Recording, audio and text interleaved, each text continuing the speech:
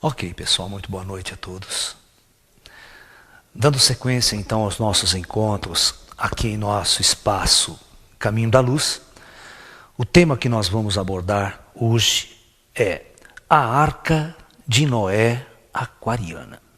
O que vem a ser isso?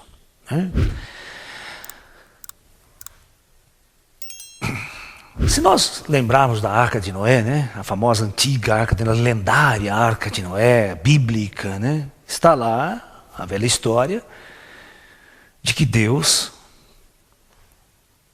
querendo exterminar toda a vida no planeta, né, avisa Noé de que irá inundar toda a terra. E pede para Noé construir então a chamada Arca da Salvação. Uma lenda. É óbvio que esse termo Arca de Noé, como está na Bíblia, é uma coisa extremamente ilusória, né? Ninguém iria construir uma barca, colocar um casal de cada animal, não ia dar certo, não ia funcionar. Na verdade, essa tradição, essa antiga tradição, né, é um fato que realmente aconteceu. Houve realmente em determinados locais do planeta uma grande inundação. Isso aconteceu 10 mil anos antes de Cristo, aproximadamente. Esse fenômeno está intimamente ligado com o afundamento da Atlântica, com a grande catástrofe da civilização Atlântica. Claro que 10 mil anos depois, ou seja, o próprio quando Moisés vai escrever, né, a sua Gênese, por volta de 1000 e tanto antes de Cristo, e também todos os povos da antiguidade daquela época, na Mesopotâmia, o Antigo Egito, os gregos, os chineses, os indianos, todos esses povos, indiretamente, tinham acesso a resquícios da história antiga do planeta Terra, mas não perfeitamente. Eles recebiam ideias simbólicas. Então todos os povos antigos tinham ideia de que houve uma grande destruição lá atrás. Houve um grande problema de invasão das águas, uma mudança climática violenta no planeta, que em determinadas regiões do planeta, né, ele foi totalmente destruído. Né? E na época da Atlântida, os grandes mestres atlânticos, sabendo que a Terra iria passar por um gigantesco cataclisma, esses cientistas bolaram bases de preservação em locais seguros. E esses mestres, escolhendo esses lugares especiais, construíram estruturas suficientemente avançadas para suportar o grande impacto geológico que iria passar a Terra naquela época atlântica.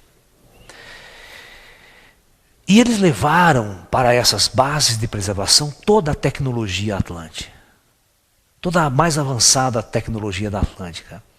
E também levaram matrizes genéticas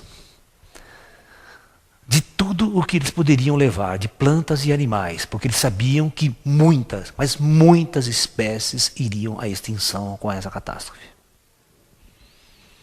E eles teriam que repovoar o planeta após esse período.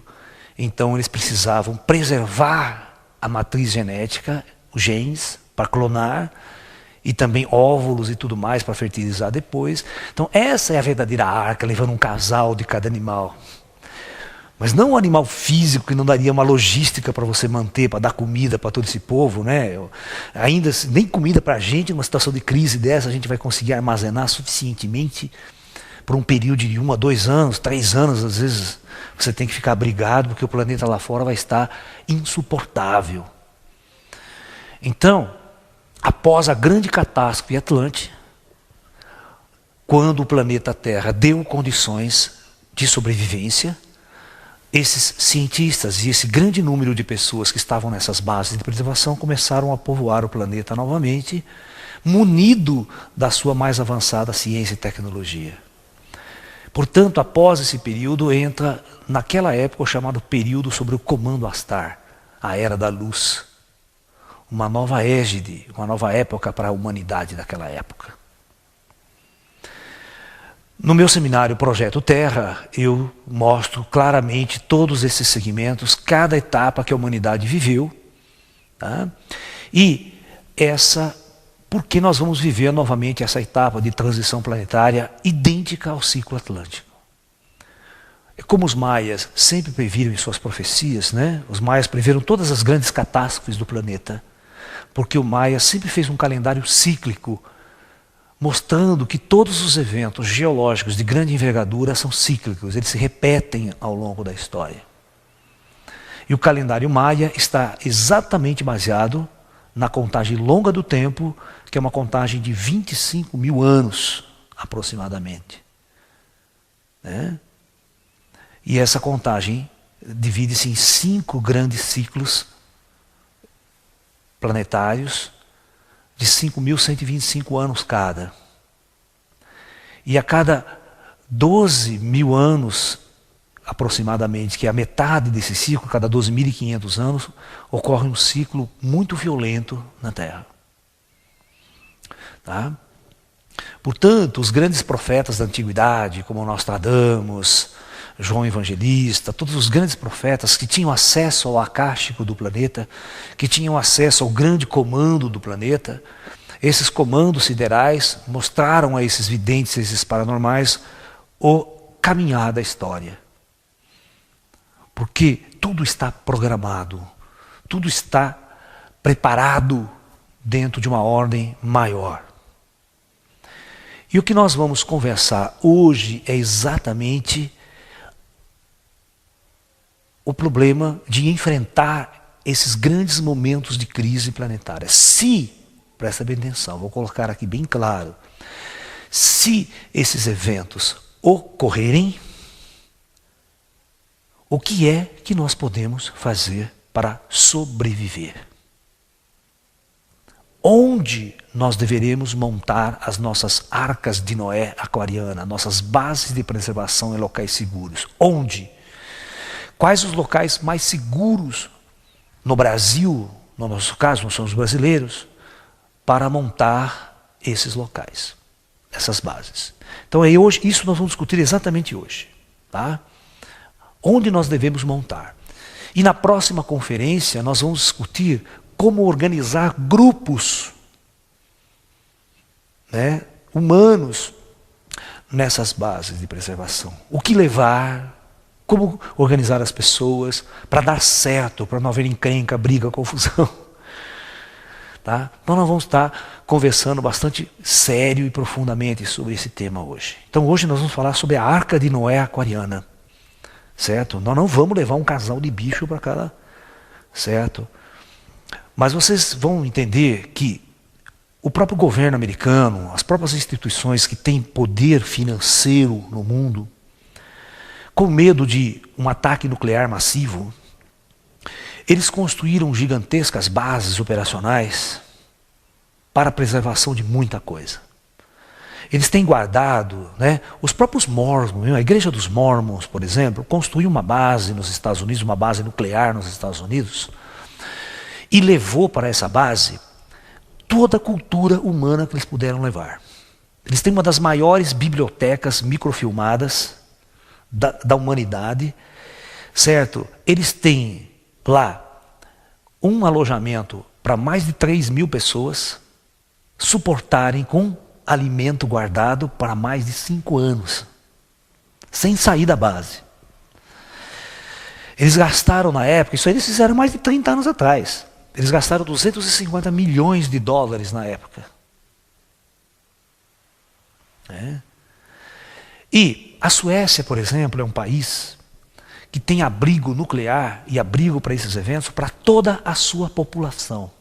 Toda sua população. E eles têm estocado comida para mais de 3 anos para toda a sua população nesses abrigos nucleares. E os abrigos são tão grandes que tem cinema, tem shopping, tem tudo. Para o indivíduo não se sentir durante 3 anos que está preso, por exemplo. até as condições ambientais do planeta melhorarem e eles poderem voltar à superfície. E esses países ricos, muito ricos, com medo desse holocausto nuclear principalmente, não, eles não estão com medo, por exemplo, do holocausto geológico planetário, apocalipse planetário. Não. O problema deles foram em cima do evento nuclear, que era um risco claro, objetivo, lógico, racional. Mas aí, eles sabendo que uma guerra em larga escala poderia levar o planeta à extinção, né, eles realmente construíram e levaram grande parte do conhecimento humano, de tecnologia, computadores, livros, e selecionaram, né, pessoas especiais para levar nessas bases. Outros países, por exemplo, a China, ela possui, embaixo de Pequim, a segunda Pequim. Não sei se vocês sabem disso, mas Pequim tem uma segunda Pequim a mais ou menos uns 100 metros de profundidade abaixo. Todos abrigos nucleares construídos para a população da cidade. E esses abrigos foram construídos com pá e picareta por cada cidadão. Se o cidadão tivesse a lojinha dele aqui em cima, na rua, ele era obrigado a trabalhar 6 horas por dia para escavar um abrigo embaixo da sua loja. Existia um projeto do governo, e a rua que estava aqui em cima, o governo reproduziu a rua mais ou menos 50, 70 metros abaixo. Com toda a infraestrutura para os negros sobreviver durante muito tempo. Os Estados Unidos também possuem governamentalmente grandes locais seguros para eventos de grandes catástrofes. Né? Tem um filmezinho que dá uma ideia geral mais ou menos como funciona isso, que é O Impacto Profundo, que conta a história da queda de um asteroide na Terra. O governo detecta, não tem como desviar, eles vão tentar mandar míssil, mas no fundo... E aí eles fazem o seguinte, eles têm uma base operacional, mas só cabe, por exemplo, 10 mil pessoas. Quem é que vai ser sorteado para sobreviver? Então o governo faz realmente uma escolha extremamente específica, levando as pessoas que poderão gerar uma nova civilização após a catástrofe. Então leva os grandes cientistas, os grandes engenheiros, médicos, toda uma classe especial de pessoas que poderão dar continuidade à cultura e tecnologia e ciência da civilização. Aquelas pessoas, vamos supor, que são mais ou menos supérfluas da civilização, vai ficar aí para ser bucha de canhão. Né? Vai ficar para fora do abrigo e vai se lascar. E agora nós, hein, gente? Brasil, cara, Brasil. Fala para mim, nós vamos ter que construir o nosso abrigo tupiniquim. A nossa arca de Noé tupiniquim com folha de bananeira. Quem é que tem $1 milhão para investir na construção de uma base? Qual grupo realmente leva a sério essas questões esotéricas para investir dinheiro nisso? Olha, eu vou contar uma história para vocês, seríssima. Eu tenho um amigo,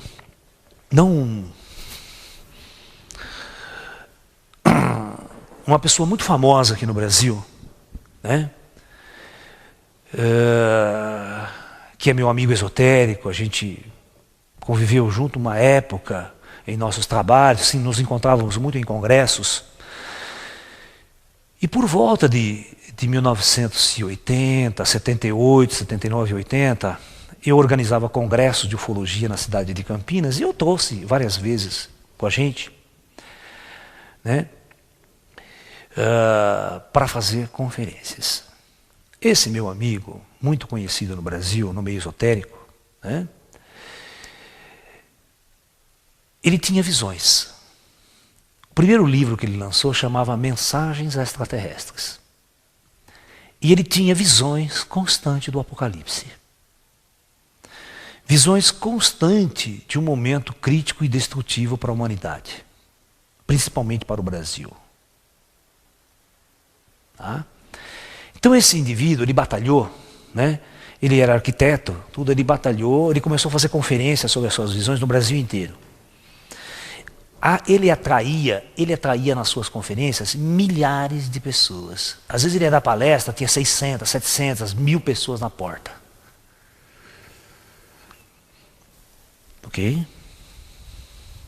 O nome dele é Luiz Gonzaga Scortese.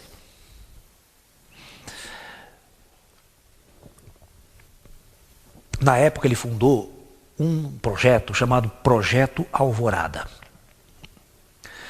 Esse projeto dele visava construir no Brasil, presta bem atenção, 12 bases de preservação em locais seguros.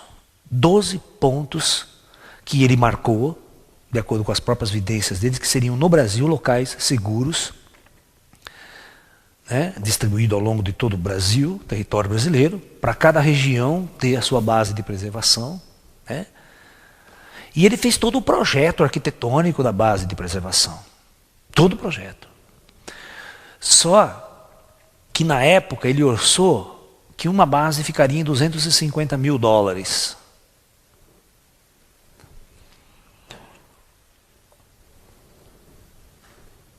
Pois ele correu o Brasil inteiro, batalhando, falando, discutindo, para ver se conseguia pelo menos levantar uma base.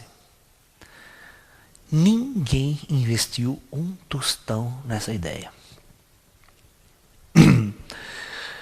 Porque o Brasil, veja bem, não é que nem os americanos, tem dinheiro a dar com pau. Uma instituição religiosa, por exemplo, como os Mormons, reúne $1 bilhão facilmente. Primeira campanha que eles fazem em Apocalipse, eles reúnem $1 milhão. Né? É aquela velha história. Mas aqui no Brasil nós temos dificuldades estruturais muito grandes. Ou seja, as pessoas realmente não acreditam nisso. Ninguém acredita nisso. Ninguém acredita no Apocalipse. Ninguém acredita numa situação de crise. Agora é diferente da Europa, de outros países, que as pessoas já viveram situações de crise. Por exemplo, por que o governo sueco, o governo alemão e muitos outros governos construíram grandes bases nucleares, a Inglaterra e tudo mais? Por quê? Porque já viveram guerras, eles sabem que foram bombardeados, eles têm uma história de destruição. O Brasil não, o Brasil nunca viveu uma guerra aqui, nós não sabemos, o povo não sabe o que é uma guerra. Então, o europeu não constrói base em função do apocalipse geológico, religioso, não. Eles constroem as bases porque está na cara que a Terra corre um perigo de um holocausto nuclear. Então eles investiram muito nisso. O governo investiu. E pessoas, os Estados Unidos, para você ter uma ideia, nos Estados Unidos tinha uma empresa, tem até hoje, empresas que vendem abrigo nuclear particular, para você instalar no quintal da sua casa. Tem um preço lá, certo? Parece que é $25, $30 mil você paga. O cara vem, escava um buraco no quintal da sua casa, profundo, a mais de 30 metros de profundidade. Vem um negócio pré-fabricado, pronto, ele enfia lá, com toda uma estrutura, né, para você viver, filtrar o ar, para não entrar radioatividade, para você sobreviver, queima de estoque de alimento, tudo. A água, suporte de água, tudo, para tanto tempo. Então, se houver uma ação natural, você corre e enfia na sua casa. Isso vendeu muito. Isso vendeu que nem água na década de 70, na década de 80 nos Estados Unidos. Tá? Então, veja bem, no Brasil, o Luiz Gonzaga hoje, né, trabalha com outros projetos, faz outras coisas, tentam trabalhar com ecovilas, ele está trabalhando até com essa história de ecovilas, eu tenho visto recentemente o trabalho dele. Mas para você ver a dificuldade que é no Brasil. Se o apocalipse vier, escuta o que eu estou dizendo, vai pegar todo mundo de calça na mão.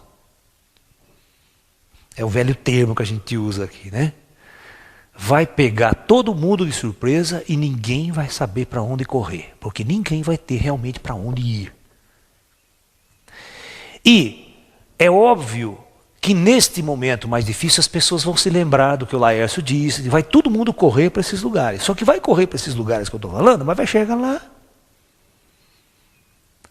Se você não tiver uma estrutura pré-montada, estruturada, vai ser difícil, a coisa vai viver uma convulsão social violenta. Então nós vamos discutir hoje todas as etapas que poderiam estar ocorrendo numa situação de crise e o porquê desse local especial que eu vou localizar no mapa para vocês. Tá? É uma região muito grande. Dá para brigar o Brasil inteiro se for necessário, mas teria que ter uma tremenda uma infraestrutura para receber essa migração para esses locais. Mas geralmente não vai dar tempo, tá? Geralmente não vai dar tempo, ninguém larga a cidade de São Paulo, ninguém investe, as pessoas não vão investir. E na hora H, eu tenho certeza que muita parte da humanidade vai ser pega de surpresa. Né?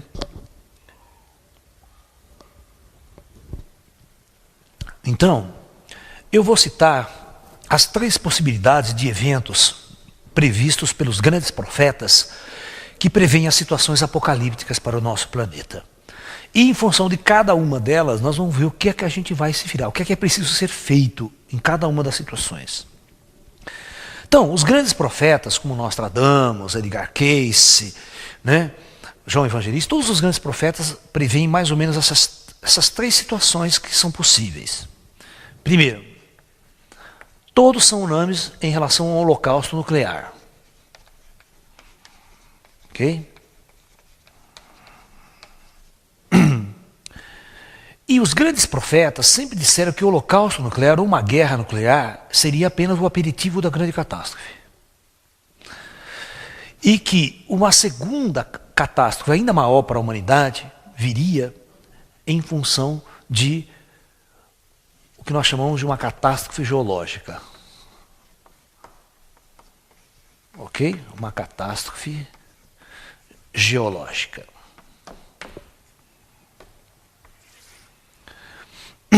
Essa catástrofe geológica, ela vai estar dividida em várias possibilidades. O que causaria essa catástrofe geológica? Então, poderia ter várias situações. A. Essa catástrofe geológica poderia vir de uma alteração profunda no núcleo da Terra. Então, o núcleo da Terra, por algum motivo, responderia a situações críticas, aumentando profundamente a pressão interna da Terra e provocando a quebra da placa tectônica, portanto, um balanço sem precedentes geológicos na história do planeta. E esse tipo de movimentação sísmica e do núcleo da Terra seria um evento astronômico cíclico, que quem entende de núcleo, de geologia do planeta e do próprio sistema solar poderia prever exatamente estes ciclos. Tá? B.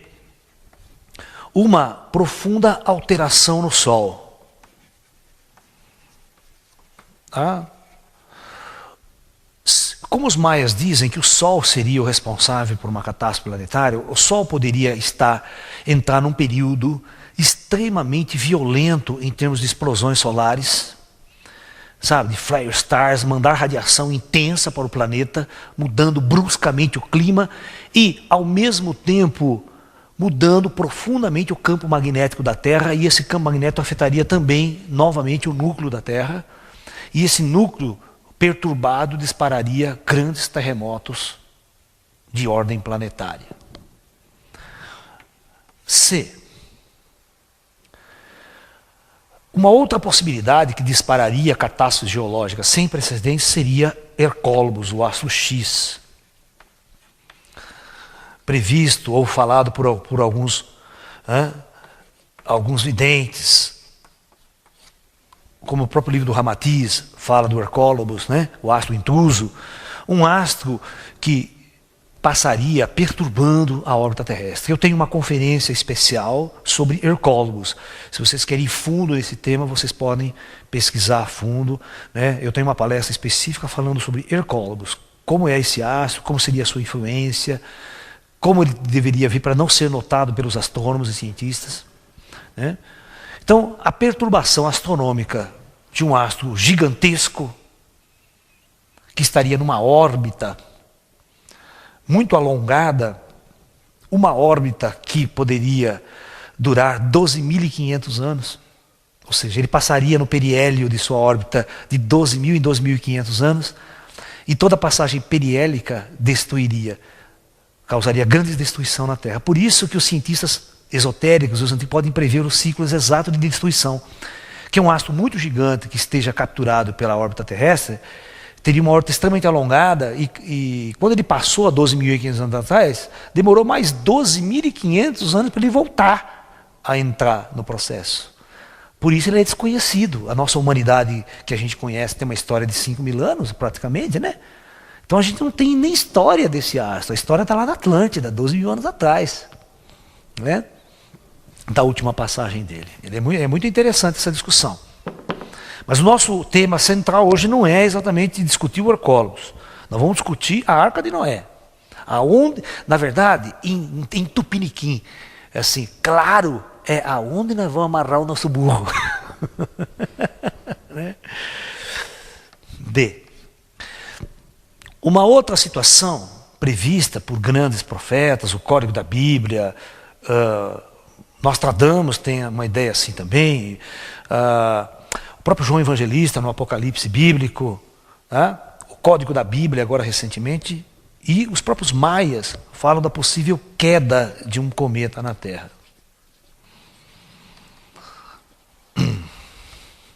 Tá? Então, essas 4 possibilidades causariam grandes perturbações geológicas no planeta. Que o impacto de um asteroide numa determinada posição, só o impacto dele já vai causar uma grande catástrofe. Agora, a energia que ele vai desferar pode rachar a placa, causar terremotos e em cadeia em toda a linha das placas tectônicas ao longo do planeta. Ele impacta de um lado da Terra, aquela é a história mais ou menos assim, ó.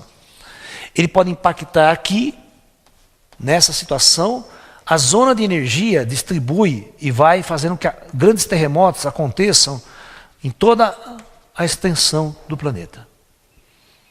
Tá? Nós vamos já discutir item por item disso aqui. Agora nós vamos discutir item por item disso aqui, se cada um desses eventos acontecerem, quais as influências para o planeta e o que deveríamos fazer para estar livre de cada uma dessas situações. Perfeito? Então vamos lá. Vamos começar com o Holocausto Nuclear. Vamos falar sobre o Holocausto Nuclear, sobre a guerra nuclear. Né? Hoje nós estamos assistindo, o mundo, né, correu o perigo de um holocausto nuclear várias vezes. Segundo os estrategistas, os especialistas nos dizem, a Terra correu 3 vezes um grande perigo de um holocausto nuclear. O primeiro foi exatamente na crise dos mísseis de Cuba. Se vocês querem ter uma noção de quanto a Terra correu perigo de uma guerra total, assista um filme chamado Os 13 Dias que Abalaram o Mundo. Pega na locadora, vai ser uma coisa muito especial. Ou seja, o que aconteceu? Por volta de 1962, 63, os americanos, a OTAN, a força da OTAN, foi na Turquia e instalou uma base de mísseis nucleares estratégicos apontada para a União Soviética. Bicho, a Turquia ela faz fronteira com a União Soviética. Ou seja, os mísseis ali colocados, na época, para vocês terem uma ideia, os mísseis intercontinentais, e qualquer ataque nuclear, demoraria cerca de 30 minutos para atingir um alvo no território inimigo. Ok? Se os americanos lançassem um míssil intercontinental, a coisa funcionava assim. Isso na década de 60. Imagine a Rússia aqui, imagine a América aqui. Se o americano lançasse daqui um míssil intercontinental, ele demoraria cerca de 30 minutos para atingir o seu alvo.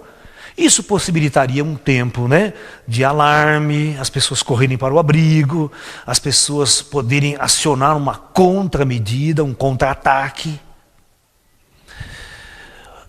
Os americanos tinham bases na Europa, vamos supor que aqui estava a Europa em relação à União Soviética.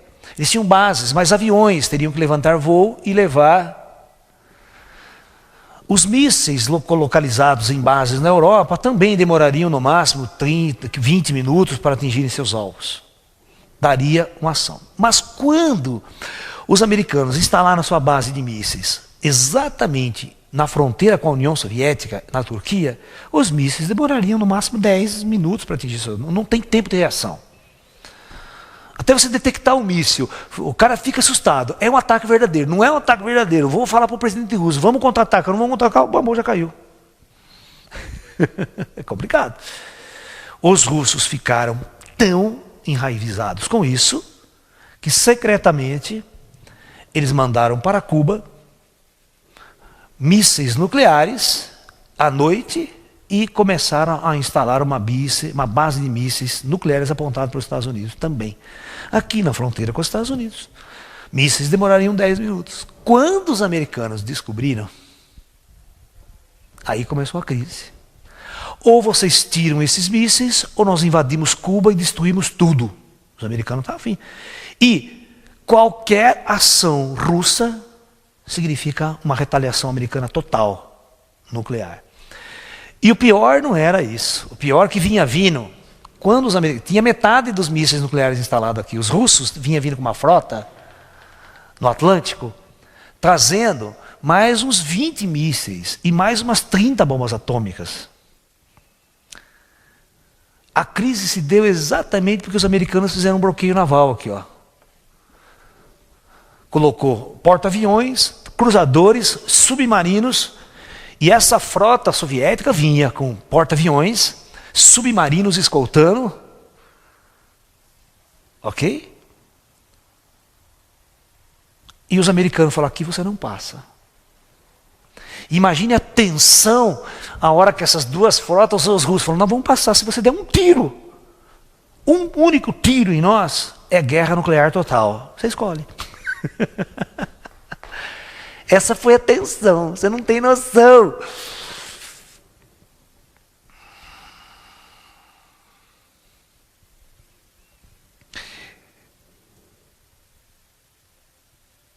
Há outro momento de alta crise foi quando os israelenses, em 1967, pouco tempo depois, fizeram a Guerra dos 6 Dias. A famosa Guerra dos 6 Dias que triplicou o território israelense. Onde ele invadiu, né, ou seja, brigou com Egito, Jordânia, Síria, todos os 4 países ali, fronteira com Israel, ele detonou em 6 dias. Ele acabou com o exército e a força aérea desses 2 países em 6 dias. Com uma estratégia violenta. Só que é o seguinte, existia naquele momento um submarino nuclear russo bem próximo ali de Israel. Presta atenção no que eu vou falar para vocês. E naquela época o russo apoiava o Egito fortemente. E não podia nem ver Israel naquela região. Vocês acreditam que os russos deram uma ordem para esse submarino lançar mísseis nucleares contra Israel? A ordem foi dada. O submarino estava se preparando para lançar os mísseis quando os americanos interceptaram a mensagem de ataque soviético. Imediatamente, os americanos colocaram seus mísseis em DEFCON 3, levantaram tudo para fora dos silos, na Europa, nas bases, e falaram assim para os russos, um único míssil lançado por um submarino seu contra Israel significaria guerra total. Aí, sabe quem é que dá essa informação nos documentários hoje? O próprio almirante do submarino russo. Ele falou assim, eu iria lançar os mísseis. Ele falou, se eu não tivesse a contra-ordem soviética de não lançar, eu teria lançado.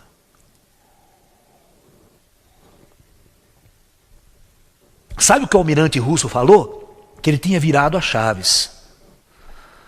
E os códigos tudo dado, virado as chaves, ele estava pronto para apertar o botão.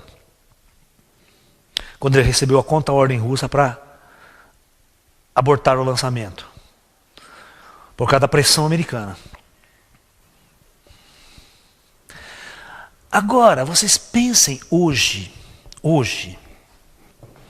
com essa crise no mundo que nós estamos tendo, Irã, por exemplo, desenvolvendo um programa nuclear, o Paquistão tendo bombas atômicas à vontade, e hoje o Paquistão entrando numa crise institucional, onde o governo que está lá pró-americano, que foi instalado pelos Estados Unidos, está sendo sufocado pelo regime islâmico. Imagine se há um golpe de Estado no Paquistão e assume a ala radical de esquerda islâmica no Paquistão, pró-Talibã, pró-Afeganistão, certo? Imagine, você vai ter uma ala extremamente... Né? Como, da mesma forma, no Irã, se você tentar entender a história, O Irã, há mais ou menos uns 20 anos atrás, tinha um presidente, que era o Reza Pahlavi, o Shah Reza Pahlavi, que era pró-Estados Unidos. Os Estados Unidos apoiava profundamente o Reza Pahlavi. Né? Aí o que aconteceu? Houve um grande golpe de Estado no Irã e assumiu o Ayatollah Khomeini, que estava no exílio na França. Aí, porque ele foi expulso pelos Estados Unidos pelas forças pró do Shah Reza Pahlavi. Aí ele volta e assume o Irã completamente anti-americano. Tendo aquela crise da invasão da embaixada dos Estados Unidos no Irã, um ano ficaram, né? Os estudantes islâmicos invadiram a embaixada, fizeram os reféns americanos na embaixada, aquela coisa toda, né? Até a história que os americanos tentaram resgatar os helicópteros caídos no deserto, né? Antes de chegar, foi o maior fiasco a tentativa de resgate. No entanto, é o que pode acontecer hoje no Paquistão.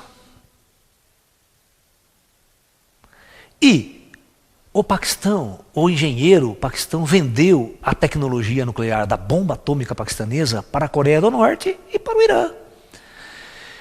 Por que vocês acham que o Irã, os Estados Unidos, está doidinho para boicotar esse programa nuclear do Irã? Por que vocês acham que Israel já fez a seguinte declaração? Israel já fez a seguinte declaração. Ao primeiro sinal de um programa nuclear militar no Irã, Israel está pronto para atacar completamente o Irã. E Israel tem bombas atômicas. Israel tem um arsenal nuclear não declarado. Agora, aquela velha política, né? Vai convencer um islâmico, um iraniano, de que ele não pode ter uma bomba atômica, sendo que Israel pode ter. Você tem que sempre ver o outro lado, né? Da história. O islâmico, ele vê, os Estados Unidos tem, a França tem, todo mundo tem, por que eu não posso ter? Por que a hora que eu vou fazer um programa nuclear aqui, vocês vão cair de pau em cima de mim?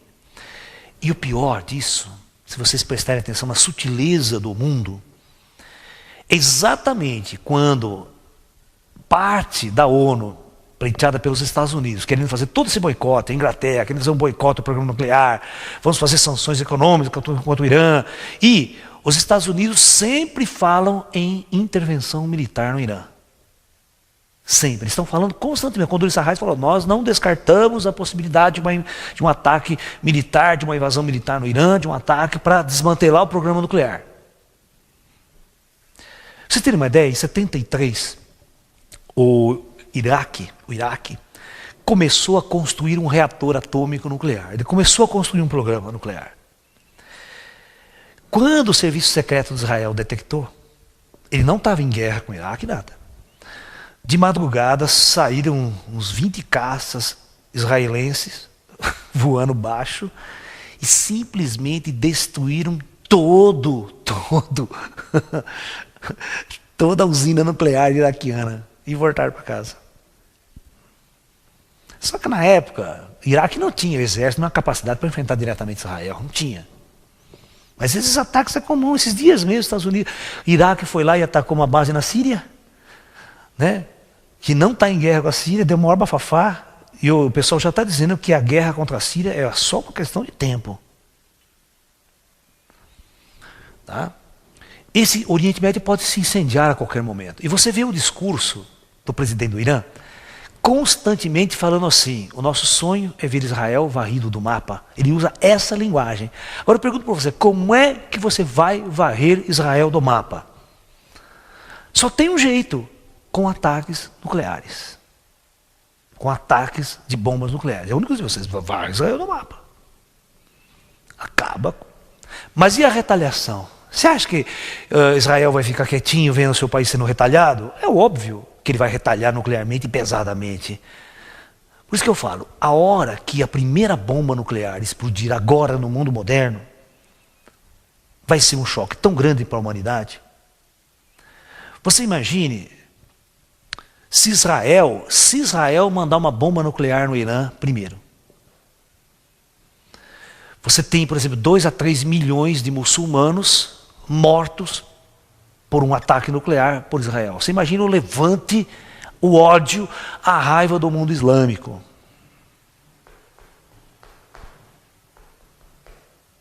Por quê? quando acontecer um ataque nuclear, por exemplo, vamos supor que o Irã lança uma bomba atômica contra Israel, porque eles nunca vão lançar uma. Os caras já sabem, se eu for fazer um ataque, eu tenho que fazer um ataque bem feito. Ou eu mando tudo que eu tenho, ou senão o cara vai retaliar e vai acabar comigo depois. Então, a tentativa é de anular. Então, Israel vai tentar anular. Se Israel perceber que o Irã tem uma capacidade nuclear, eles vão atacar com tudo. E a retaliação? E o mundo árabe? Você acha que eles vão ficar quietos olhando? Olha a sutileza. Esse mês aqui, o presidente russo, no meio de toda essa crise nuclear contra o Irã, o presidente russo vai até o Irã, faz um acordo nuclear com o Irã para mandar material e tudo mais para o Irã, contrariando profundamente os interesses dos Estados Unidos. Por quê? Qual o interesse? O presidente americano ficou prostituto da vida com essa ação russa, não entendendo. Eles estão achando que os russos estão apoiando o lado ocidental, mas não está. Os russos querem exatamente a sua fonte de energia ali no Oriente. Ele não quer que os Estados Unidos faça com o Irã o que fez com o Iraque. Entre simplesmente para botar um governo americano no poder e tentar controlar o petróleo e a energia daquela região. Ok? Então, certamente, os russos começaram novamente a mostrar as manguinhas de fora. Olha o discurso que eu escutei ontem do presidente russo, ontem. Ele está completamente zangado com a movimentação de tropa na Europa e com a tentativa dos Estados Unidos de instalar um escudo nuclear antimísseis na Polônia. E ele está tão irritado que ontem na televisão ele disse assim, que olha o termo que ele usou, nossas forças nucleares estão totalmente alertas e completamente operacionais e ativas, que pode ser utilizada a qualquer momento. E as nossas forças estão de plantidão, ele falou. Por que ele está dando esse recado aos americanos? Simplesmente porque ele sabe que o serviço secreto russo detectou que eles vão, mais cedo ou mais tarde, fazer um ataque ao Oriente contra o programa nuclear iraniano. E a colocação de uma base operacional na Polônia força os russos a ficar quietos na história. Certo? Porque os russos se sentiriam extremamente ameaçados se os americanos viram os mísseis direto para Moscou. Eles falaram, e deu uma cara, vocês não vão construir. Você sabia que eles estavam preparando o terreno para construir essa base? Os russos, os caças russos invadiram o espaço aéreo da Polônia, invadiram o espaço aéreo da Inglaterra, como demonstração de poder russo e de inquietação russa, que eles não vão ficar quietos esperando os americanos fazerem a movimentação que eles querem. Então a mensagem é clara, o mundo ainda está polarizado. Existe uma guerra fria por debaixo da guerra fria. E a China também preocupa demais o mundo com a sua expansão econômica, que em 10 anos se tornará uma potência maior que os Estados Unidos em termos de mercado mundial. E todos nós sabemos que a Primeira Guerra Mundial, a Segunda Guerra Mundial entre Inglaterra e Alemanha aconteceu por problemas econômicos, tipicamente econômicos, né? E uma Terceira Guerra Mundial, o mundo começa a ficar massacrado. A fonte de energia da Europa, grande parte do gás vem do petróleo russo. Grande parte, esses dias mesmo os russos resolveram quebrar o negócio lá, os europeus ficam de caco na mão porque não tinha aquecimento dentro das casas, não tinha gás, não tinha petróleo, aquela coisa toda. Se houver um problema russo, a Europa não tem como importar. Então o mundo hoje, ele pode quebrar a qualquer momento. O sistema nosso é tão frágil que a gente pensa que estamos seguros, mas a qualquer momento uma guerra nuclear pode ser disparada. Então agora é o nosso ponto em questão. Não vamos discutir as causas, fundamentos da guerra, que não é o nosso motivo hoje. Se acontecer uma guerra nuclear, quais as consequências para o Brasil?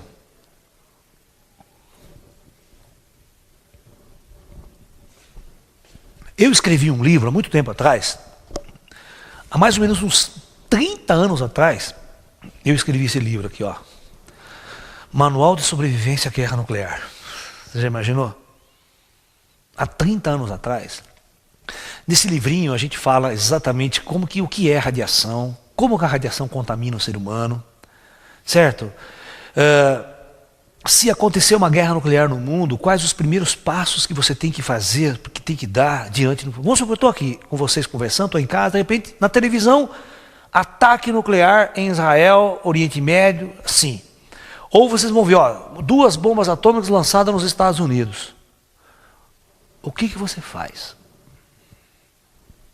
Então é isso que nós vamos discutir agora. E esse livro dá muito mais detalhes, tá? Ele vai mais fundo na coisa. Mas vamos conversar aqui agora. Muito bem. Então, existem 3 tipos de guerras nuclear que nós vamos selecionar aqui. O primeiro tipo, nós chamamos de guerra limitada. Ou simplesmente uma guerra localizada. Esse é um tipo de estratégia militar, por exemplo, que a coisa funciona o seguinte, ó, se Rússia e Estados Unidos lançarem todo o seu potencial nuclear, hoje é estimado que nós temos um potencial nuclear armazenado que daria para destruir o planeta mais de 100 vezes. Okay? Então se eu lançar 10%, não, se eu lançar 1% do meu arsenal, já destrói o planeta inteiro, leva o planeta à extinção, 1%. Então, uma guerra limitada seria uma guerra onde as armas nucleares seriam localizadas em determinados pontos do planeta. Por exemplo, uma guerra nuclear com 100 bombas atômicas, mas só ali no Oriente Médio.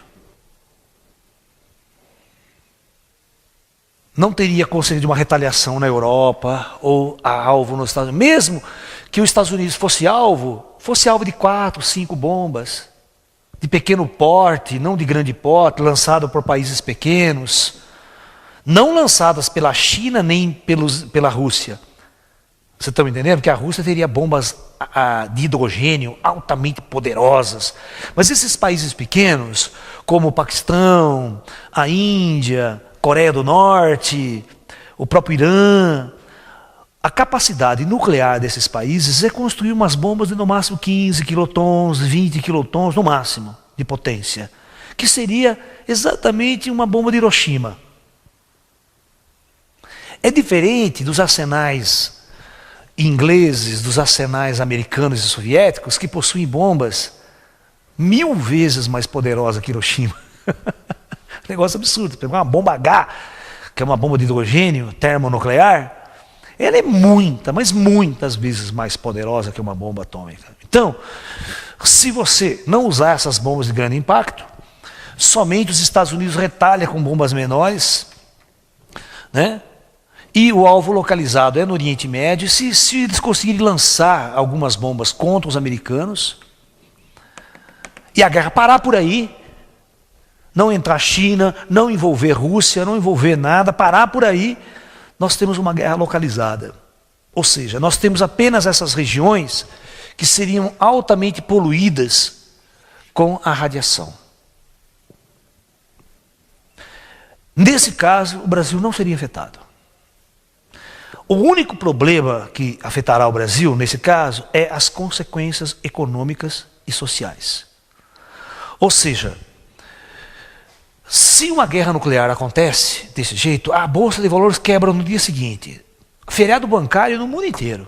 Ninguém sabe o valor do dólar, porque ninguém sabe o que vai acontecer dali para frente. Se a guerra vai continuar, se vai complicar mais a situação, quanto tempo vai demorar para o sistema mundial se estabilizar.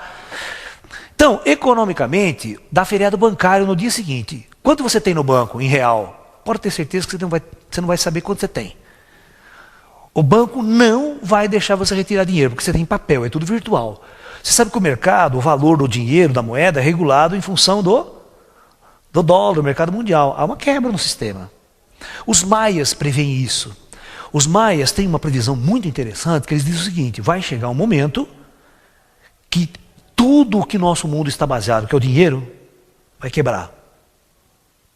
A moeda no mundo não vai valer, que é o sistema econômico. E uma guerra nuclear pode levar o mundo a quebrar esse sistema. Ou seja, a moeda, o mercado de troca, você vai trocar objetos depois. 1 quilo de arroz por 1 quilo de feijão, é o que vale. Porque papel não tem sentido no mundo. Eu vou vender para os americanos o quê? Se você tem um problema nuclear, não vai sair petroleiro de nenhum lugar, não vai ter transporte de comida, o mar vai estar patrulhado, todo mundo com medo de todo mundo. Imagine o Oriente Médio sendo bombardeado.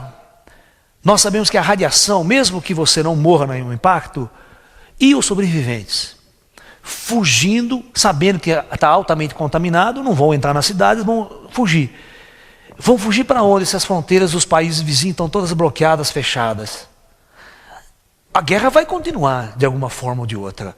Porque o cara sabe, se ele ficar, ele morre. Contaminado. Ele vai ter que procurar saída, ele vai ter que procurar abrigo em outros países, outros lugares. Quem tem dinheiro vai conseguir fugir. Você acha que o presidente da Arábia Saudita vai ficar lá? Ele vai querer mudar para Nova York, sair de lá. Eu vou ficar no meio da poluição, vou para a perna. Quem tem? Eu tenho dinheiro, sou dono dos Estados Unidos inteiro. Ele tem propriedade no mundo inteiro. Ele vai pegar a rota de fuga. E você sabe que a maior parte desse pessoal aqui sabe que o Brasil, a Austrália, parte da África é um lugarzinho legal para sobreviver, para sair fora da radiação.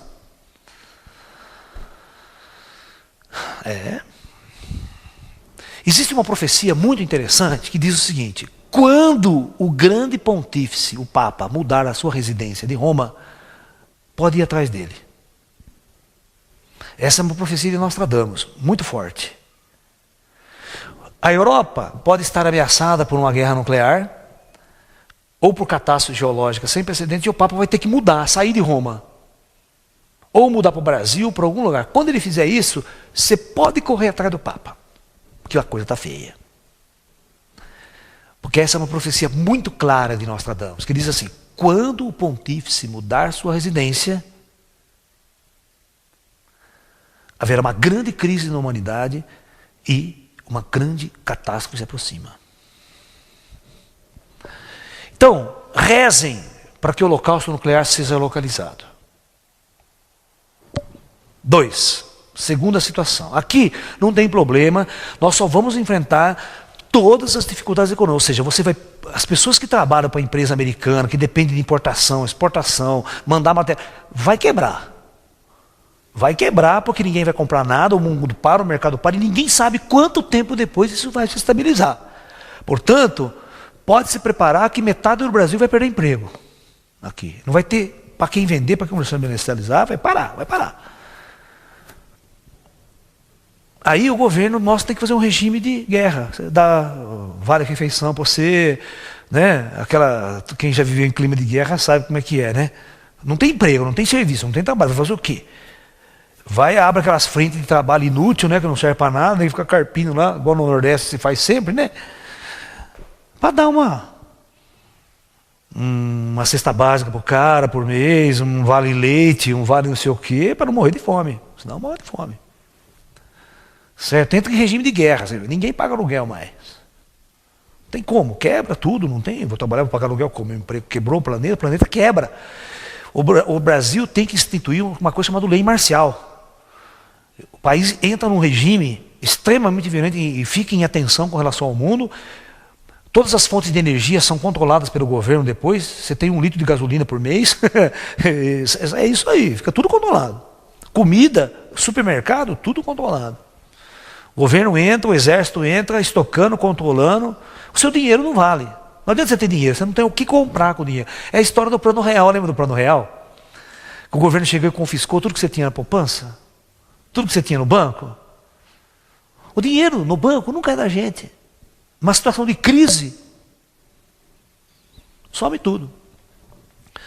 Segunda situação.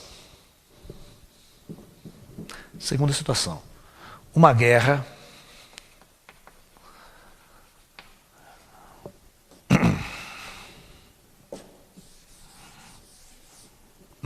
média, nós chamamos.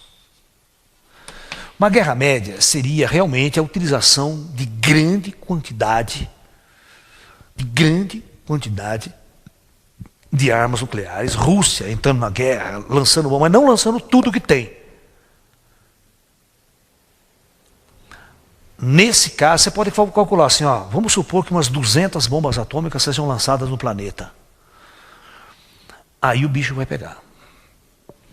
Aí, o fallout, que nós chamamos, né?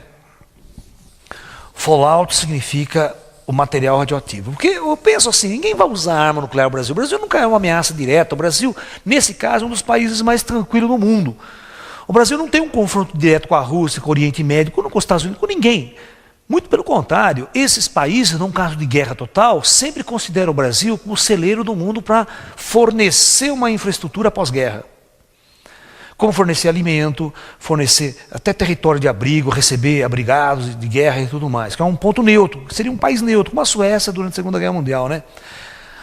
A Suíça é um país neutro durante a Segunda Guerra Mundial, em termos. Então, a coisa é mais ou menos assim, ó. Você tem um planeta. Se você tem uma grande quantidade de bomba explodindo, isso aqui incendeia demais. As bombas nucleares de alto porte, de alto impacto, as bombas H, elas explodem a mais ou menos 2.000 metros de altura. Então, elas, além de explodir no alto, elas vão fazer o cogumelo muito maior e vai entrar na estratosfera isso aqui. Isso aqui vai circular o planeta. As bombas de pequeno porte não conseguem fazer isso, mas as bombas de grande porte conseguem fazer com que a sua poeira radioativa circule o planeta. E dependendo da quantidade, a densidade dessa poluição vai começar a cair em várias partes do mundo. Vai cair. Certo? Poeira radioativa, ela vai cair com a chuva, ela vai cair porque elas são resíduos de poeira, pó, césio, com material radioativo. Então, veja bem, tecnicamente falando, aonde se assenta os detritos ao longo do tempo? Nos lugares mais baixos. Lá no topo das montanhas, em lugares altos, onde chove muito, ele é sempre lavado. Sempre os detritos vão ser levados para os pastos, para os campos, onde ela deposita e não tem como sair. Entendeu? Nessa época, você tem que ter um Geiger na mão. O que o Geiger vai fazer? O Geiger sempre vai medir a intensidade radioativa de onde você está. E nós temos uma escala para o ser humano suportável. Para vocês terem uma ideia, de como é que funciona esse fallout de uma bomba, nós fizemos um estudo. Se uma bomba H de 10 megatons fosse lançada no Rio de Janeiro. Só para vocês terem uma ideia. Se ela fosse lançada, uma bomba atômica de alta potência no Rio de Janeiro, a bomba é lançada aqui é o primeiro impacto. O fallout dela, então ela explode, a nuvem radioativa, vamos supor, se a propagação do vento tiver, ela vai em relação à propagação do vento, ela vem vindo, a nuvem radioativa.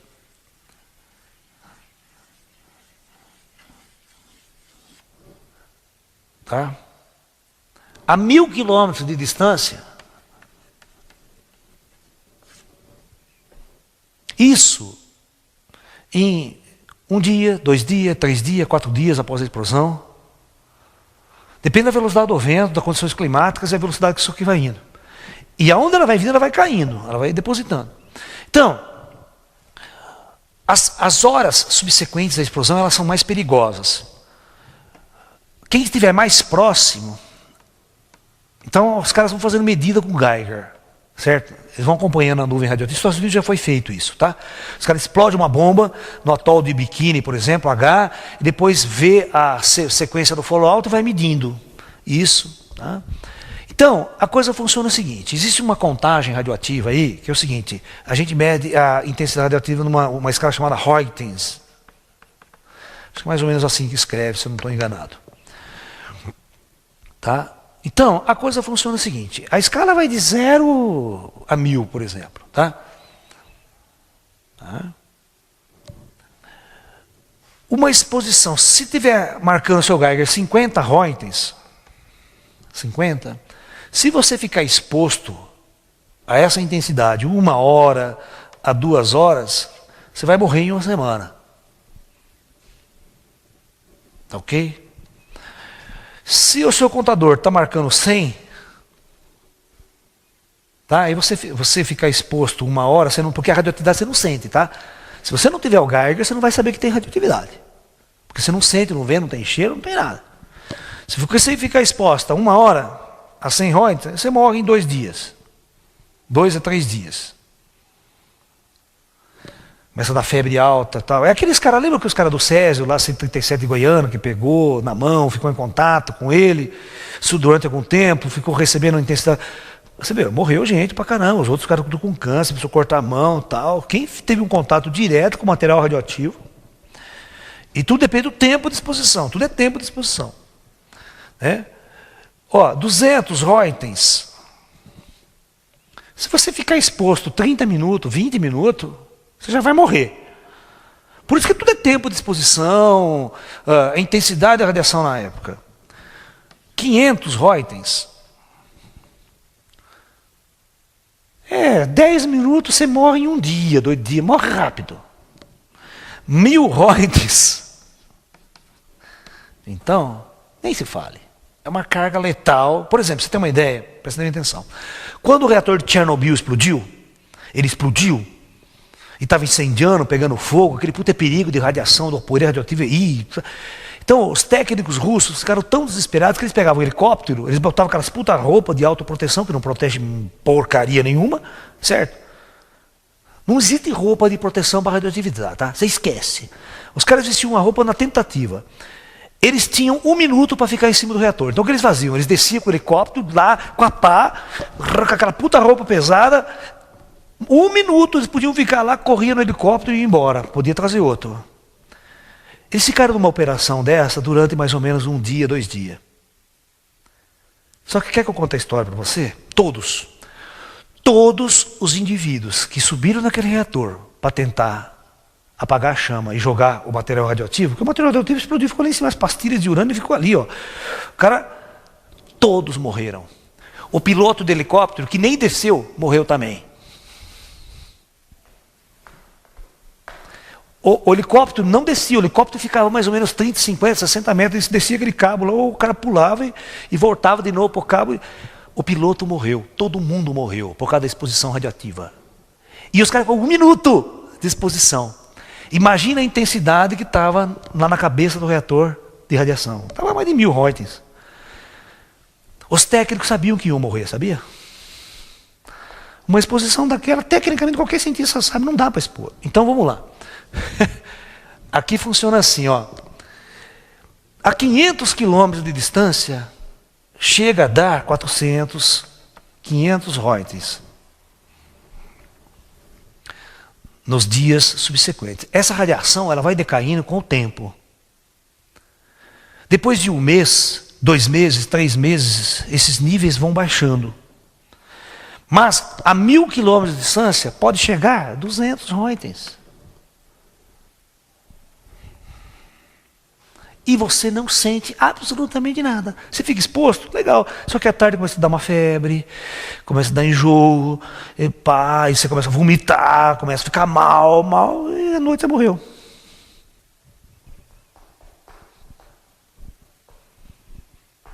Tem um problema. Esse material, quando ele cai no solo, ele vai passar para a água, ele vai passar para o capim, para as plantas, para a sua plantação, o gado vai comer, os animais vão comer, vão ficar contaminados, vai ficar uma rede de contaminação. 1 ano depois, se você comer esse material radioativo, você vai morrer do mesmo jeito. Vai te dar câncer, vai te dar leucemia, vai te dar o diabo.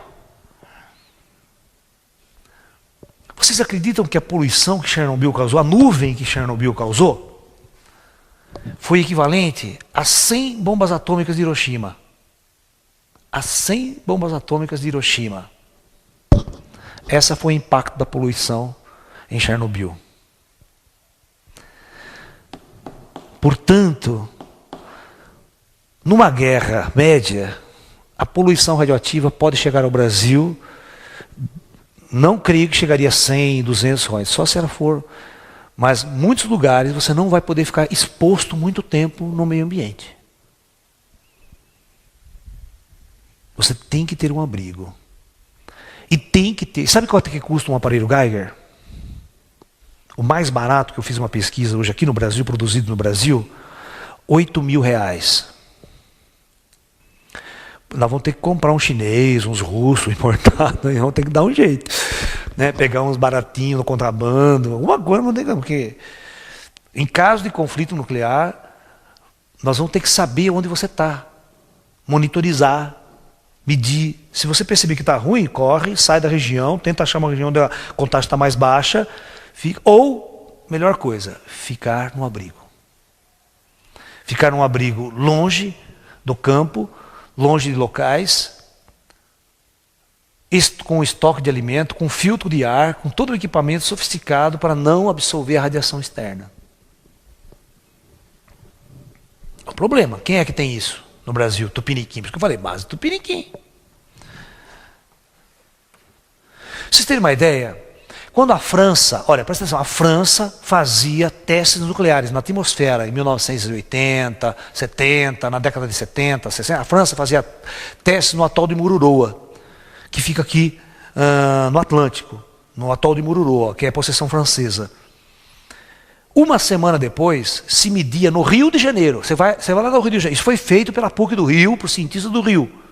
Tá? Na Argentina, a mesma coisa.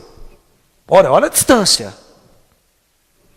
Você acredita que nós pegava saquinho de leite no mercado, ia para o laboratório, media a intensidade radioativa, estava 10 vezes mais radiação do que o natural. Do fallout que vinha do atol de Mururoa, caía nos campos, a vaca comia grama, essa radioatividade passava para o leite, e esse leite radioativo ia para... Lembra daquela história que o Brasil comprou a carne de Chernobyl, a famosa carne de Chernobyl, um lote de carne russa da Ucrânia, que veio para o Brasil, baratinho, que estava tudo polido, teve que jogar tudo fora. Não pode. A poluição radioativa ela vai numa cadeia, até você consumir e entrar dentro de você. Quando essa partícula radioativa entra dentro de você, ela se instala nos seus ossos, se instala na garganta, na tireoide, vai dar um câncer nessas regiões, você vai morrer. De uma forma indireta, tempos depois. Muito bem.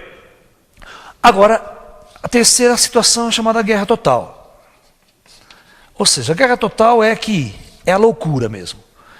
É as grandes potências entrando no estado e jogar tudo em cima do outro. Aí, simplesmente, eu vou dizer uma coisa para vocês. Vocês só vão poder sair de dentro do abrigo nuclear de 1 a 2 anos depois.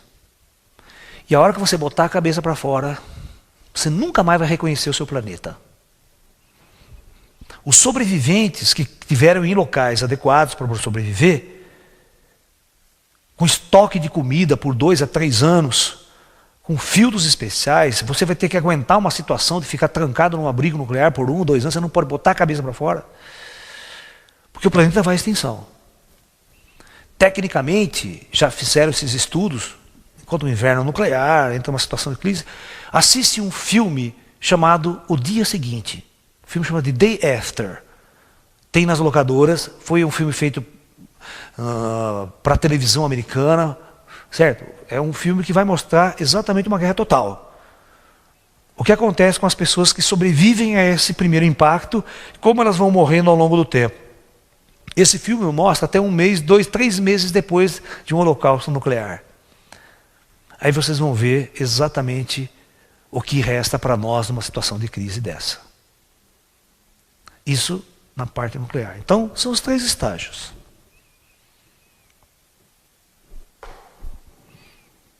E você sabe que uma guerra nuclear não é uma coisa fictícia, é uma coisa real, ela pode acontecer a qualquer momento.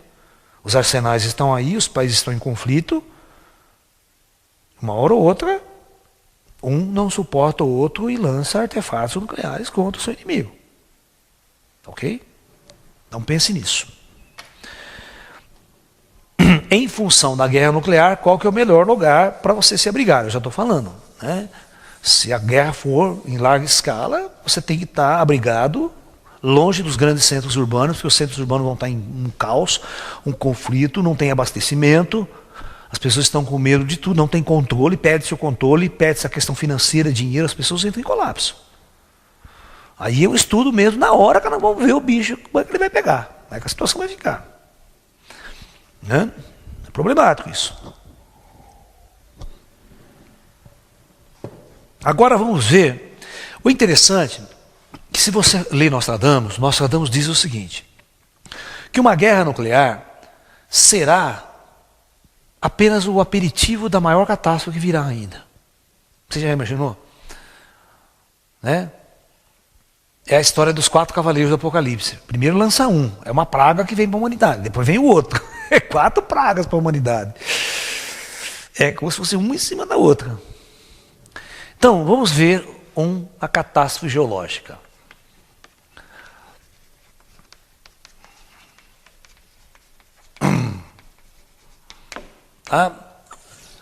A causa da catástrofe, para nós aqui, eu já discuti isso muito em outras palestras, em outros cursos, não vai interessar muito para esse ponto. Nós vamos interessar só se acontecer uma catástrofe em larga escala, o que ela afeta, como e aonde a gente deve correr. Esse que é o negócio que interessa para a gente. Tá? Muito bem. Então veja bem. Vamos tentar imaginar o mapa mundi aqui. Ó. Vou tentar desenhar aqui a América do Norte, certo? Aqui a América Central, aqui a América do Sul, certo? Mais ou menos, tá? Só para a gente ir. Vamos tentar desenhar aqui a Europa, a Ásia, né? Grudada na Europa, tal, aqui mais ou menos assim. Vamos tentar imaginar a África aqui. Eu não sou muito bom desenhista não, viu gente? Mas dá para quebrar um galho. Aqui, vamos pensar que é aquela ponta da Índia, né? A Índia está aqui. Aqui a Austrália, certo? Aqui a gente não discute muito, aqui essas regiões antárticas e árticas são tudo gelado. Tá. Mas é o seguinte,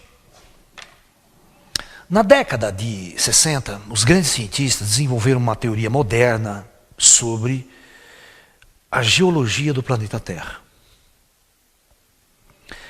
Os cientistas começaram a mapear todas as zonas sísmicas do planeta, todas as zonas sísmicas do planeta e todas as zonas que possuíam vulcões ativos.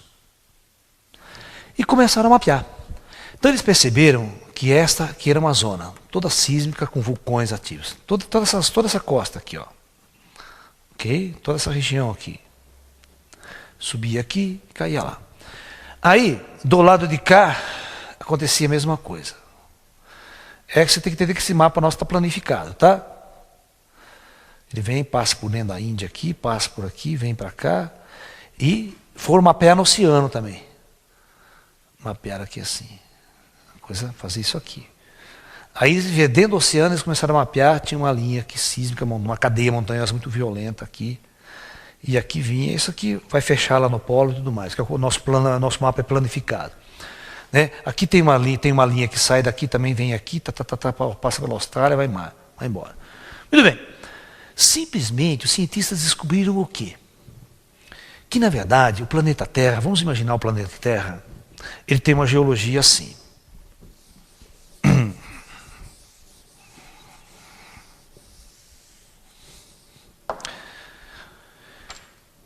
Imagine o nosso planeta redondo. Lá no centro do planeta nós temos o núcleo do planeta. Uma temperatura de aproximadamente 6.000 graus centígrados. Né? 6.000 graus centígrados. Tudo se torna... a pressão que a Terra exerce sobre o núcleo, os cientistas calculam que o núcleo da Terra deva ser constituído de ferro e níquel. Tem que ser de ferro para dar o campo magnético da Terra, porque é o único material que chama ferro magnético, né? Ou seja, que gera campo magnético.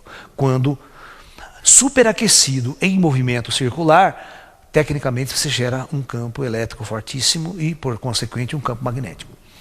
Né? Então, nós temos esse núcleo muito pequeno em relação a tudo, denso, quente, não sabe se é sólido ou líquido pela pressão, porque vocês têm que entender que o material se torna sólido ou líquido dependendo da temperatura e da pressão.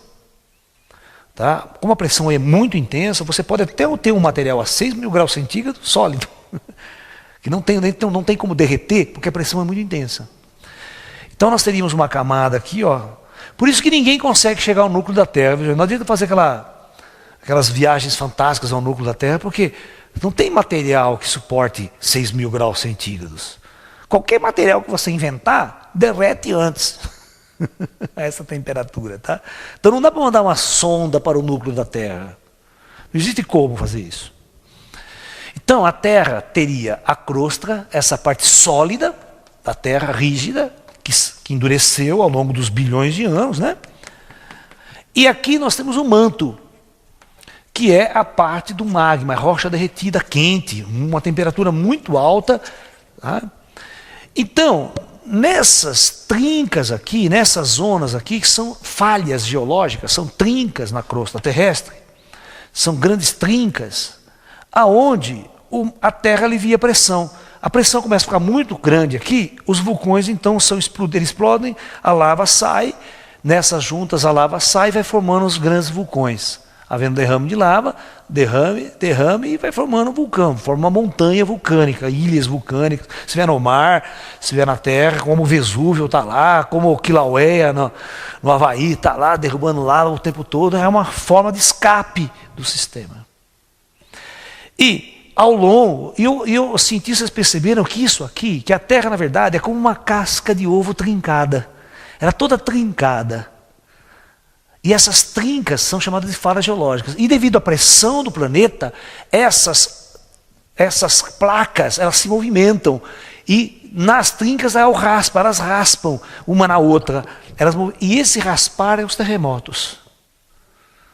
É a vibração de forças muito grande telúrica. Então presta atenção. Na época antiga, Atlântida estava exatamente nessa região aqui, ó. Neste lado aqui estava o famoso continente de Mu. Continente de Mu. O grande terremoto, veja bem que é uma placa. Aqui é uma junção. A coisa funciona mais ou menos assim. A junção da placa é assim. Então essa placa ela desce e ora ela sobe. Ela desce e ora ela sobe. No passado, no último ciclo cataclísmico, a Atlântida afundou, ou seja, essas duas placas que estavam aqui no meio do Atlântico, elas afundaram. Quando elas afundam, elas levantam o outro lado. Por isso que essa cordilheira levantou. Os Andes levantou muito. Mais do que já estava. Então, e essa parte afundou no oceano. Existe uma cadeia montanhosa muito violenta aqui no oceano. Bem no centro mesmo. E ela afundou. E aqui tem muito terremoto e vulcão nessa região. E a Atlântida estava aqui e afundou. E a Europa se levantou. A África, ou todo o deserto do Saara, na época da Atlântida, tinha um gigantesco lago de água salgada, que eles chamavam de Lago Tritônio. Que, com o levantamento da África, a água escorreu para o mar e formou o deserto do Saara.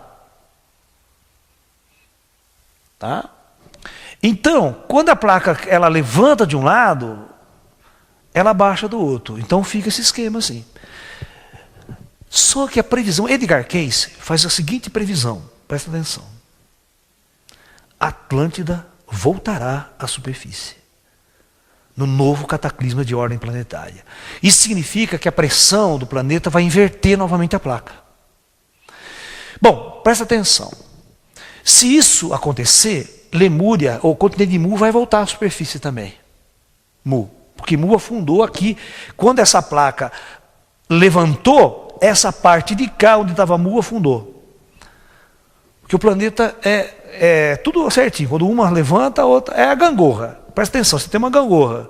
A placa faz isso. Ela balança. Ok? Agora vocês imaginem o nível do terremoto que isso não vai causar. Para vocês terem uma ideia, os terremotos são medidos na escala Richter, por exemplo. Tem duas escalas. Tem a escala Mercalli, que é uma escala feita em italiano, e a escala Richter. Né? A gente está acostumado mais a estudar a escala Richter, né? Que é pela intensidade da destruição, aquela coisa toda. Então, o que é? Você tem uma escala Richter, tem uma da escala 1, 2, 3, 4. Essa escala Richter, ela vai até 12. Mas na Terra, nunca se registrou um terremoto, até hoje, na escala 10, por exemplo. Nunca. O maior terremoto já registrado até hoje pela ciência é 9,5 na escala Richter. E foi... Isso aqui aconteceu no Chile, mas ele aconteceu numa certa profundidade que na época não causou tantos desastres, porque foi numa zona... da grande tsunami da Ásia em 2004, foi 9,4 na escala Richter. Foi um terremoto tão violento, mas tão violento que mexeu até com o eixo da Terra. O eixo de rotação da Terra deu uma deslocada. Para vocês terem uma ideia, a escala Richter é uma escala logarítmica. O que é uma escala logarítmica? Cada terremoto é 100 vezes maior que o anterior. Ou seja, esse de escala 2 é 100 vezes maior do que esse. Esse é 100 vezes maior do que esse é 100 vezes maior do que esse, e assim por diante. Numa situação tão violenta quanto essa, disparada por algum fenômeno externo, qualquer coisa que não vamos discutir agora, o que vai disparar uma catástrofe geológica, fora o impacto de um asteroide, isso, aquela coisa toda, mas isso causaria terremotos em todas as zonas de placas. Imagine terremoto na escala 12. Porque você vai assumir um continente inteiro, você não tem noção da força gerada. Se dá uma pequena raspadinha na placa aí e tal. Vocês sabiam que os caras foram medir o terremoto da tsunami da Ásia lá? A placa deslocou 20 metros. Tem ilhas na Indonésia que deslocaram-se 5, 6 metros da posição original, medido por GPS. Você já pensou deslocar inteiro? Que força que não tem que fazer para deslocar uma crosta toda? É uma coisa... Por isso que eles falaram que a intensidade do terremoto que deu lá foi equivalente a todo o arsenal nuclear que nós temos explodido num ponto. Tal é a força gerada pela natureza. Bom, então agora vamos ser sensatos. Agora vamos chegar onde nós quer. Vamos ser inteligentes.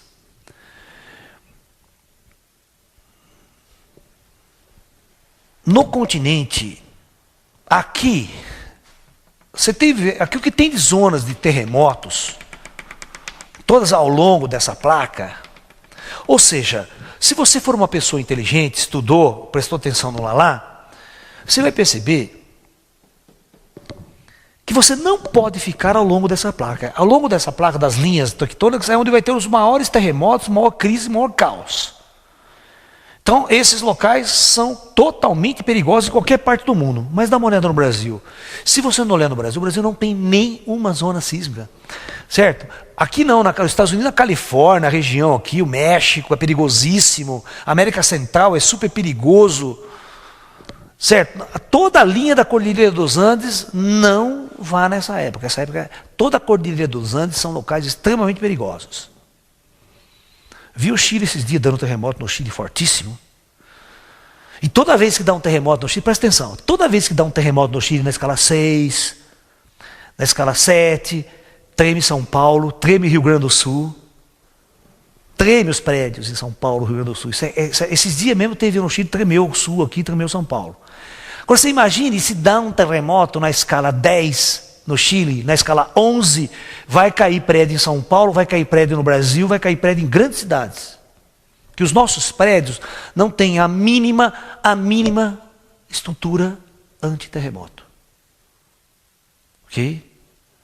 Então, um abalo lá pode gerar uma oscilação aqui, derrubar prédios em São Paulo, derrubar prédios nas grandes capitais do Brasil, Limeira, onde tiver, na zona da linha de ondulação da falha. A gente chama de ondulação sísmica, né? A falha está lá, mas ela causa um impacto tão grande que a ondulação vem e onde ela vai balançar. Se o prédio não tiver estrutura e chegar um terremoto escala 5 aqui no Brasil, cai coisa. Muito bem. Então, veja bem, o Brasil ele tem locais extremamente legais para você viver. Mas eu vou fazer uma pergunta para vocês. Vocês acham que morar na praia nessa época é uma boa? Primeiramente, se essas placas cederem e começar a oscilar, os terremotos naquela escala, imagine a tsunami gerada. Imagine a onda que vai devastar essa região. Porque se o mar sobe aqui, a tentativa é da água escorrer nessa direção. Toda essa região vai escorrer. Então a água vai vir com uma força intensa nessas direções aqui, ó. Então, as nossas zonas costeiras serão muito perigosas. Alguns videntes e paranormais veem ondas de mais de 500 metros de altura, onda de 600, 700 metros de altura. Como eu já sou um bom brasileiro e aquele cientista, nós já dá um coeficiente de segurança, né? Nós vamos amarrar o nosso burro aonde? Acima de 1000 metros. Eu já vou calcular uma base de preservação num local seguro que tem que estar acima de 1000 metros e longe do oceano. Bem longe da praia. Isso vai nos restar o quê? Foca para mim esse mapa, por favor. Eu fiz um mapa que no Brasil, né, eu considerei as regiões mais seguras aqui. Foca para mim esse mapa, por favor. Está bem focado? Então veja bem, eu assinalei exatamente sul de Minas, que existe uma região muito montanhosa que é acima de 1000 metros, e esta região aqui, que faz fronteira com Minas Gerais e Goiás, é chamado Planalto Central. Aqui tem uma cordilheira, uma serra que chega acima de 2.000 metros de altura, tem lugares muito altos aqui. Certo? E o Planalto Central, essa região fica protegida por esse espigão também. Brasília, Goiás, toda essa região é uma região muito segura. No sul tem altitudes, no Paraná, altitudes muito grandes, aqui acima de 1000 metros também, em algumas serras aqui, serras gaúchas e algumas serras aqui.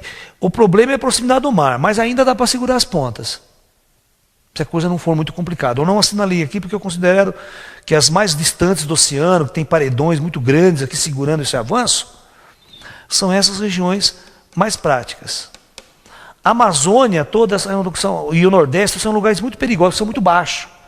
É fácil das águas invadirem, porque não tem locais muito altos nessa região. Né? Então, é uma região muito grande e numa situação de crise. Se eu fosse montar, eu vou montar um projeto meu aqui no sul de Minas. Ainda não posso falar aonde, tá? Senão vai haver uma corrida de gente, que tem uma região muito vasta, você pode escolher, né? Mas aquilo que eu falo para você, tudo é profecias, tudo são possibilidades. Eu sei que o brasileiro e muita gente não investe em possibilidades, porque pode não acontecer nada. Eu não estou afirmando, Laércio não é um profeta que está afirmando que tudo isso vai acontecer. Eu quero deixar bem claro isso, que eu sou a pessoa que mais torce para que isso não aconteça. Eu pleitei uma transformação para a humanidade de outro jeito, desce os escovadores, desce os ETs, desce as forças superiores, conversa, vamos entrar num acordo. Mas, se o karma planetário designar que a humanidade tem que passar por todos esses processos, eu sou um indivíduo que estou muito atento para operar, para trabalhar, para servir à luz nesses momentos de crise.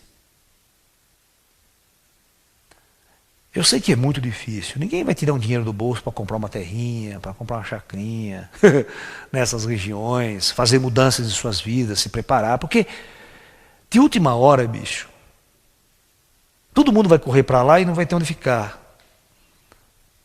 Vai demorar para estruturar. Quem é que vai estruturar de última hora as coisas? E outra, e digo mais para vocês. Ninguém vai abandonar as praias. Ninguém vai abandonar as praias. Porque esse treco vai acontecer tão rápido, tão de surpresa. A primeira quebra vai acontecer e vai pegar todo mundo de calça curta. É isso que as profecias dizem. As profecias dizem que o holocausto geológico ele vai acontecer assim, play, quebrou, igual o terremoto da Ásia. Quem está esperando o terremoto da Ásia? Ninguém, nem tinha aparelho de terremoto, nem tinha alerta de tsunami naquela região. Porque ninguém estava esperando. E ninguém vai esperar, porque ninguém acredita em paranormal. Ninguém acredita em sensitivo, ninguém acredita em profecia.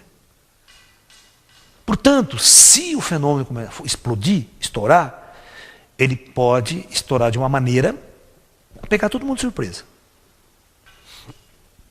E ninguém vai estar preparado. E existe uma profecia de Nostradamus que diz o seguinte: ninguém se preocupará com as despesas e ninguém se preparará para elas. Você sabia que Jesus tem uma profecia idêntica? Jesus, não é nem o Apocalipse da Bíblia. Jesus fala assim, quando eu voltar, ou seja, porque Jesus falava muito do Apocalipse também. Aí um dos discípulos dele pergunta, mas mestre, quando é que isso vai acontecer? Jesus falou assim, é muito simples. Quando você olha a figueira, quando as folhas caem, você sabe que está próximo ao inverno. Quando as flores e os frutos vêm, é a primavera. A minha vinda também será assim. E ele falava assim, em verdade eu vos digo que as mulheres estarão parindo, as pessoas estarão indo para o seu trabalho, né? A vida estará perfeitamente normal quando essa coisa acontecer. Aí vai ter um período complicado. Aí o período que a Terra começa a entrar em colapso, existe um texto bíblico que diz o seguinte, né? Homens desmaiarão de terror em face às coisas que advirão ao mundo e ficarão perplexos pelo bramido do mar e das ondas. Isso é Apocalipse. Não, isso não nem é Apocalipse, não, isso é Mateus. Isso é o Evangelho. Tá? Dá uma olhada nos Evangelhos, vocês vão ver que o mar vai ficar tremendamente perturbado e ele será um grande causador. E ele fala essa frase, né? E as pessoas desmaiarão de terror na expectativa das coisas que advirão ao mundo. É complicado. Então, a minha dica é isso, é essa região, que é uma região muito boa, região central do Brasil, o Planalto Central, região muito alta, Goiás, né? Aqui eu coloquei o distrito do Tatá, aqui está a capital do Tocantins, lá no alto, né? Mas mais para o norte já fica complicado, porque as zonas são muito baixas, a floresta amazônica é uma... Eu fiz um mapa, aqui tem um mapa, esse mapa aqui, mostra em cima agora. Esse mapa é um mapa feito por muitos sensitivos colaboram com essa ideia de que a Terra, após o holocausto planetário, será totalmente modificada a estrutura dos continentes. E eles dizem que ficará mais ou menos assim. América do Sul totalmente deformada, as zonas costeiras desaparecerão, a Amazônia toda será inundada pelo mar, parte dessa costa que diminuirá muito, e nós teremos uma diminuição de terra muito grande. A América do Norte será totalmente deformada, ficando apenas a parte central dos Estados Unidos. A costa leste e a oeste será destruída e invadida pelas águas, porque haverá degelo dos polos e o nível do mar aumentará muito. Tá? A Europa e a Ásia será totalmente irreconhecível. O Japão não existirá mais, né? E a África então será totalmente deformada. O deserto do Saara desaparecerá. Grandes regiões, Oriente Médio, praticamente não existe mais. Se este mapa aqui, olha, nós teríamos a Atlântida de volta, né? Ó, aqui. Terras, a Atlântida poderia ser por aqui. Terras novas estariam aparecendo, enquanto as velhas. Mas os esotéricos, sensitivos e paranormais dizem que a quantidade de terra diminuirá mais ainda em relação a hoje. Se hoje a proporção é 2/3 de água para 1/3 de... né? A quantidade, o day after. Existe um documentário sobre o impacto de um asteroide na Terra, feito pela Discovery, até aconselho vocês a procurarem e tentar assistir. Eles fazem esse documentário, fazem o impacto do asteroide, as consequências da destruição em cada parte do planeta, até 1 ano depois. E como estariam os sobreviventes. 1 ano depois. Os que conseguiram sobreviver, o que aconteceu com o planeta, a mudança climática.